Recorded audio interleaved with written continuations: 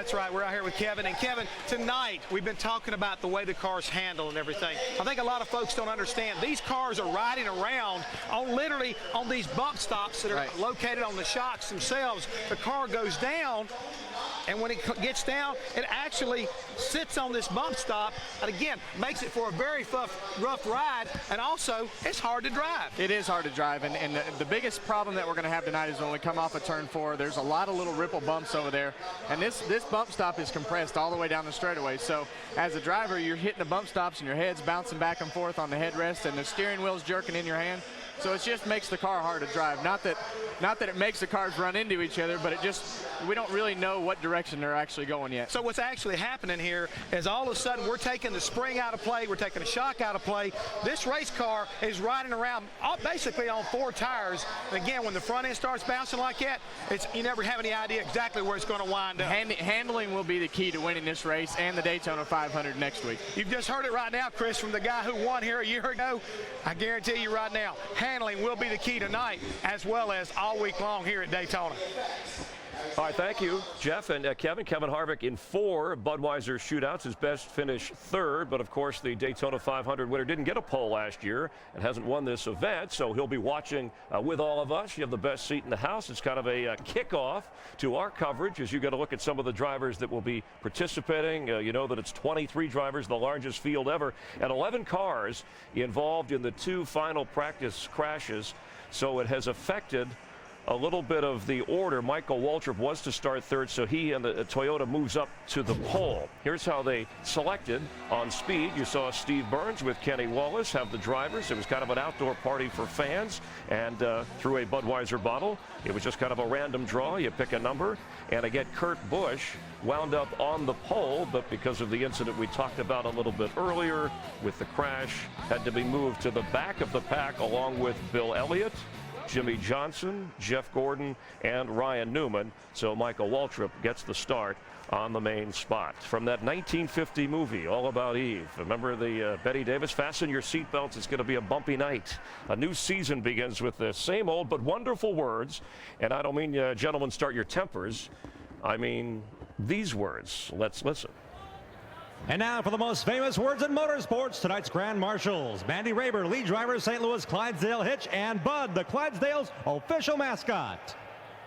Gentlemen, start your engines!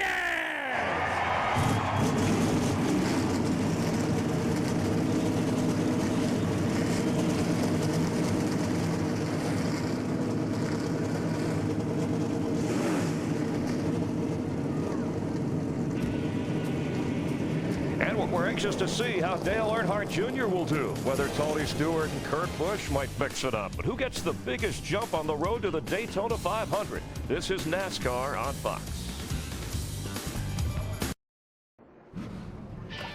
The Budweiser Shootout on Fox is sponsored by Chevy, the most wins in NASCAR history, an American revolution.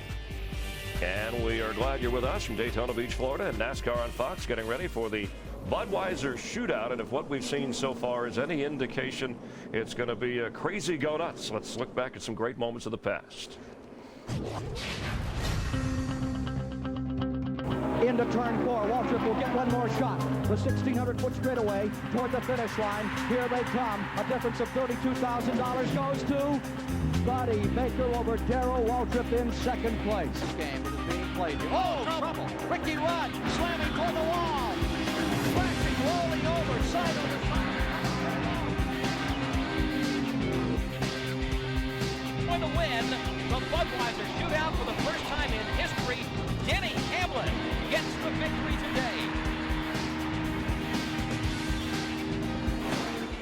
Back at the Hollywood Hotel, up from the cutaway car. Short race, but strategy. What do you think we'll see early, Kevin? Well, I think early the tires are going to be good. The first segment should be, you know, a lot of side-by-side pushing and shoving. And I think in the second segment is when the handling is really going to come into effect and what you take for tires and what you don't. And the other thing is, too, we've already heard there's a lot of short track cars that are backup cars in this race. So it'll be real interesting to kind of see how these cars perform. You know, it may give you some insight on what to expect. And I think leading up to this race, I mean, there's just been a lot of work for the teams coming into this race to get the cars prepared. And those teams that wrecked, it's kind of put you one step behind before we even get into the Daytona 500. It's very true. The car of now. Let's go upstairs. Darrell has joined Mike and Larry, guys. Thanks, Chris. In the first 3 years of what was then the Busch Clash, Darrell finished 2nd, 5th, and 1st. And the strategy was simple. There wasn't any. Drop the rag and let's go. What, if anything, has changed? Well, in 500 miles, you have to be a thinking man. You have to be patient. In these races tonight, you apologize after the race. You go over to the guy and say, hey, I didn't mean to get into you like that. This is an aggressive guy's race tonight. That's why Earnhardt won it so many times. That's why Tony Stewart's won it 3 times. Got to be aggressive. Larry, you're going to have at least 1 and maybe 2 chances to adjust on that car. What do you do? Well, you heard Kevin talking about that second segment of 50 laps. We pretty much know you're going to be wanting tires, and I think there's a lot on the shoulders of the driver and the crew. Remember, they've not made a pit stop since Homestead. One mistake during that pit stop could get you in trouble, but the biggest thing, guys, there's no points. And you know what they used to tell us? Saturday night's all right for fighting. No points, no problem. 20 laps, then 50 laps. The Budweiser Shootout, and here is your Budweiser starting grid as they drew for positions live on speed in front of a big group of fans here in Daytona. Kurt Busch, Mark Martin drew the front row, Michael Waltrip, Jamie McMurray, David Gilliland, who finished 2nd last year, Reed Sorensen, Dale Earnhardt Jr., Casey Kane, Martin Truex, Tony Stewart, who won it, J.J. Yaley with Denny Hamlin, who won it 2 years ago, Kenny Schrader, a 2-time winner, Bill Elliott and Dale Jarrett, previous winners, Casey Mears, Greg Biffle, Jimmy Johnson, then Dave Blaney, Carl Edwards, Clint Boyer, Jeff Gordon, and Ryan Newman was one of the first to draw, and he drew the last spot. Now, a lot of cars have to go to the rear. 5 backup cars, 2 engine changes, and Casey Mears was ill and missed the drawing for positions, so he has to start in the rear. There won't be anybody left to start up front. Steve Burns. Mike, Larry Mack brings up a great point. There will be a pit stop in that second segment. Jeff Gordon will be in good shape. His entire pit crew comes back intact from last year. The only exception, the rear tire changer, Timmy Leidiga, and he comes over from the 48 car, his teammate, Jimmy Johnson. Dick. When NASCAR engineers designed the car of tomorrow, they wanted an automobile that could be run on every shape and configuration of Speedway. Tonight, Greg Biffle, car number 16, is racing a car that was run at Martinsville, this series' shortest, smallest track, and tonight it's going to run at Daytona. To that. Martin Truex Jr. Dick is one of 4 drivers making their first ever Budweiser Shootout appearance, and Martin will tell you, yes, he's not in the clash yet of Dale Jr. or Jeff Gordon or Jimmy Johnson as far as Speedway racing goes, but he continues to improve. All he needs is a little bit of help. A win tonight will certainly help his stock as the week goes on. Krista? Well, if you are someone who likes to play the numbers, you are campaigning for Dale Jarrett. He has won this event 3 times, 96, 2000, and 2004. All election years. Something else he has on his ballot, his first win came in his very first Bud Shootout start.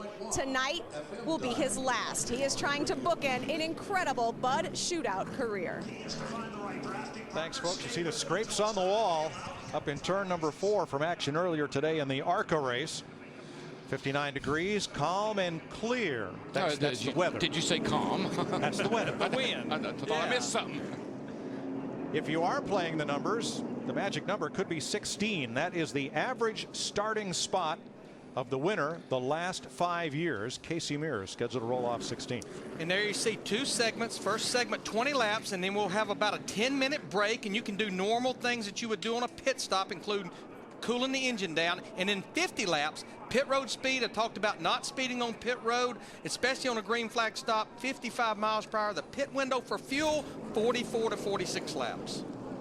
18 pole winners from 2007, plus 5 past shootout winners who are still active and run the full season. One of those things about getting on pit road is if you decided you wanted to take two tires, don't slide the tires when you come to pit road.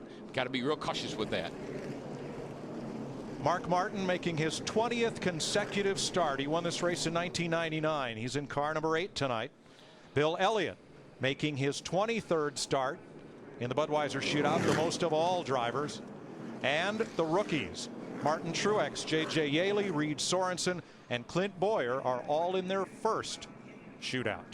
Now, we have a couple of rules that are different for this special event. You can work on your car if we indeed have a red flag, where under normal points races, if the red flag's out, you cannot touch your race car. And all restarts will be double file with all the lead lap cars at the front. That's my favorite rule. That makes it just like short track Saturday night. And that's the way it should be all the time. Get those lap cars back there behind these leaders, let them race.